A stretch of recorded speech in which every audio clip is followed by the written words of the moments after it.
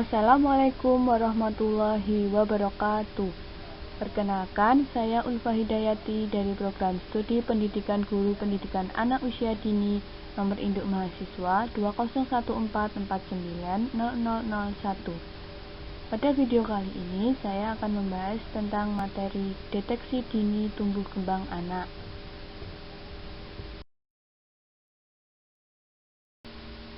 Definisi pertumbuhan dan perkembangan.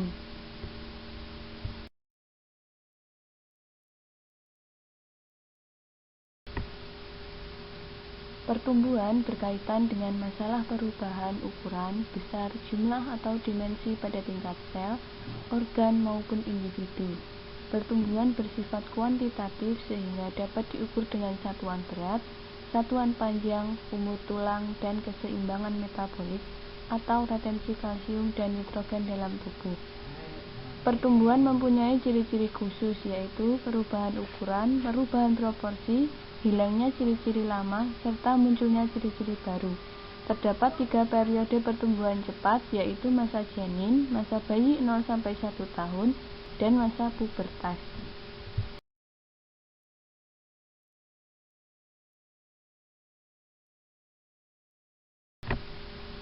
Sementara perkembangan menyangkut adanya proses diferensiasi sel-sel, jaringan, organ, dan sistem organ yang berkembang sedemikian rupa sehingga masing-masing dapat memenuhi fungsinya.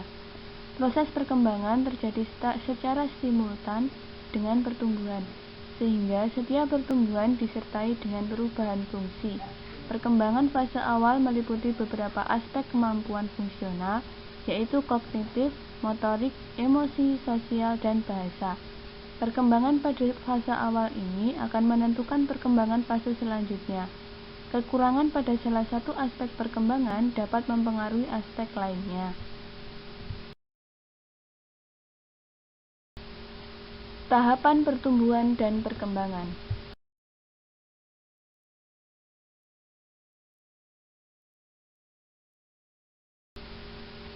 Yang pertama adalah masa pranata. Masa pranata adalah masa kehidupan janin di dalam kandungan. Masa ini dibagi menjadi 2 periode, yaitu masa embrio dan masa fetus. Masa embrio adalah masa sejak konsepsi sampai umur kehamilan 8 minggu. Masa fetus adalah sejak umur 9 minggu sampai kelahiran.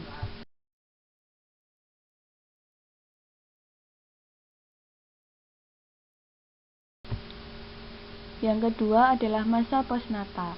Masa postnatal atau masa setelah lahir terdiri dari 5 periode. Periode pertama adalah masa neonatal, di mana bayi berusia 0-28 hari, dilanjutkan masa bayi yaitu sampai usia 2 tahun. Masa prasekolah adalah masa anak berusia 2-6 tahun. Sampai dengan masa ini, anak laki-laki dan perempuan belum terdapat perbedaan. Namun ketika masuk dalam masa selanjutnya yaitu masa sekolah atau masa pubertas, perempuan berusia 6-10 tahun sedangkan laki-laki berusia 8-12 tahun. Anak perempuan memasuki masa adolescensi atau masa remaja lebih awal dibanding anak laki-laki, yaitu pada usia 10 tahun dan berakhir lebih cepat pada usia 18 tahun. Anak laki-laki memulai masa pubertas pada usia 12 tahun dan berakhir pada usia 20 tahun. Faktor-faktor yang mempengaruhi pertumbuhan dan perkembangan.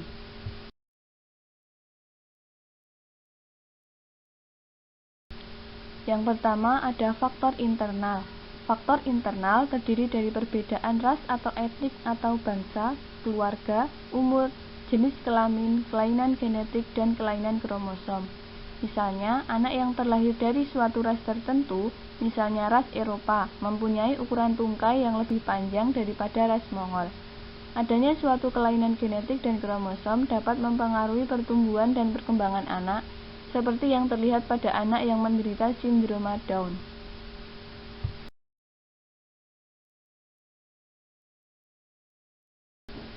Selanjutnya ada faktor eksternal. Faktor eksternal atau lingkungan juga mempengaruhi pertumbuhan dan perkembangan anak. Contoh faktor lingkungan yang banyak mempengaruhi pertumbuhan dan perkembangan anak adalah gizi, stimulasi, psikologis, dan sosial ekonomi.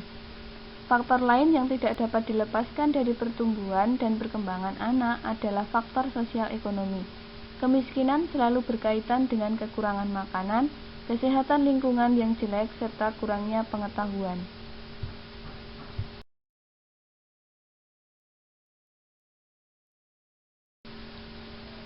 Deteksi dini tumbuh kembang anak. Deteksi dini merupakan upaya penjaringan yang dilaksanakan secara komprehensif untuk menemukan penyimpangan tumbuh kembang dan mengetahui serta mengenal faktor resiko pada balita, yang disebut juga anak usia dini. Melalui deteksi dini dapat diketahui penyimpangan tumbuh kembang anak secara dini sehingga upaya pencegahan, stimulasi, penyembuhan, serta pemulihan dapat diberikan dengan indikasi yang jelas pada masa-masa kritis proses tumbuh kembang anak. Upaya-upaya tersebut diberikan sesuai dengan umur perkembangan anak, dengan demikian dapat tercapai kondisi tumbuh kembang yang optimal. Dasar utama dalam menilai pertumbuhan fisik anak adalah penilaian menggunakan alat baku standar. Untuk menjamin ketepatan dan keakuratan penilaian harus dilakukan dengan teliti dan rinci. Parameter ukuran antropometrik yang dipakai dalam penilaian pertumbuhan fisik adalah tinggi badan, berat badan, lingkar kepala, lipatan kulit, lingkar lengan atas, panjang lengan, proporsi tubuh, dan panjang tungkai. Macam-macam penilaian pertumbuhan fisik. Yang pertama, pengukuran berat badan. Balita ditimbang setiap bulan dan dicatat dalam Kartu Menuju Sehat Balita atau KMS Balita sehingga dapat dilihat grafik pertumbuhannya. Yang kedua, pengukuran tinggi badan. Pengukuran tinggi badan pada anak sampai usia 2 tahun dilakukan dengan berbaring, sedangkan di atas umur 2 tahun dilakukan dengan berdiri. Yang ketiga, pengukuran lingkar kepala anak atau PLKA. PLKA adalah cara yang biasa dipakai untuk mengetahui pertumbuhan dan perkembangan otak anak. Pengukuran dilakukan pada diameter occipitofrontal dengan mengambil rata 3 kali pengukuran sebagai standar. Penilaian perkembangan anak.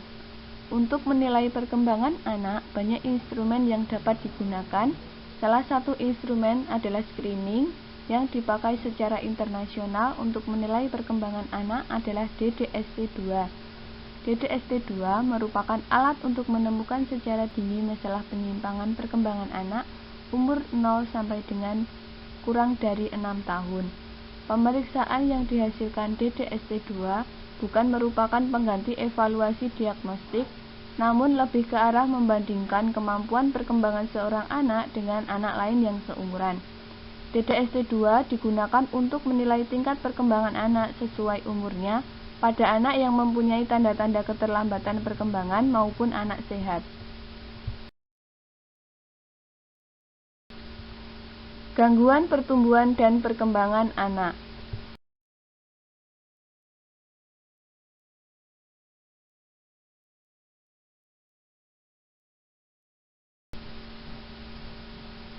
Yang pertama, gangguan pertumbuhan fisik.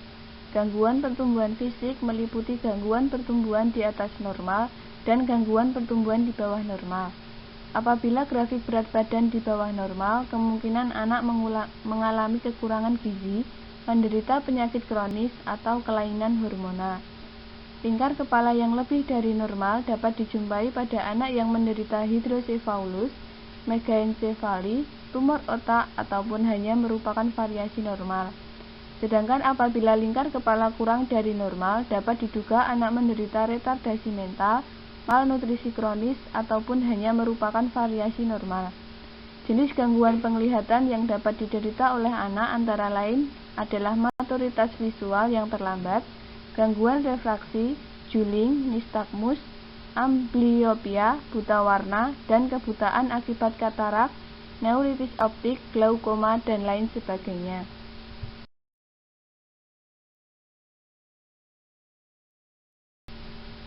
Yang kedua adalah gangguan perkembangan motorik. Salah satu penyebab gangguan perkembangan motorik adalah kelainan tonus otot atau penyakit neurosmuskular. Anak dengan cerebral palsy dapat mengalami keterbatasan perkembangan motorik sebagai akibat spastisitas, atetosis, ataksia, atau hipotonia. Kelainan sumsum tulang belakang seperti spina bifida juga dapat menyebabkan keterlambatan perkembangan motorik. Yang ketiga, gangguan perkembangan bahasa. Gangguan perkembangan bahasa pada anak dapat diakibatkan berbagai faktor, yaitu adanya faktor genetik, gangguan pendengaran, intelijensia rendah, kurangnya interaksi anak dengan lingkungan, maturasi yang terlambat, dan faktor keluarga. Selain itu, gangguan bicara juga dapat disebabkan karena adanya kelainan fisik seperti bibir sumbing dan cerebral palsy.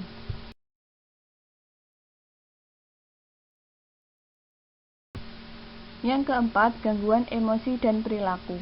Kecemasan adalah salah satu gangguan yang muncul pada anak dan memerlukan suatu intervensi khusus apabila mempengaruhi interaksi sosial dan perkembangan anak. Contoh kecemasan yang dapat dialami anak adalah fobia sekolah, kecemasan berpisah, fobia sosial, dan kecemasan setelah mengalami trauma. Gangguan perkembangan pervasif pada anak meliputi autisme serta gangguan perilaku dan interaksi sosial. Jadi, kesimpulan pada pembahasan ini adalah gangguan pertumbuhan dan perkembangan merupakan masalah yang banyak dijumpai di masyarakat. Sehingga sangatlah penting apabila semua komponen yang terlibat dalam tumbuh kembang anak, yaitu orang tua, guru, dan masyarakat dapat bekerja sama dalam melakukan pemantauan sejak dini. Tujuan akhir dari pemantauan dini gangguan tumbuh kembang anak ini tentunya adalah harapan kita dalam terwujudnya generasi harapan bangsa yang lebih baik dan berkualitas. Cukup sekian pembahasan materi pada video kali ini. Terima kasih. Wassalamualaikum warahmatullahi wabarakatuh.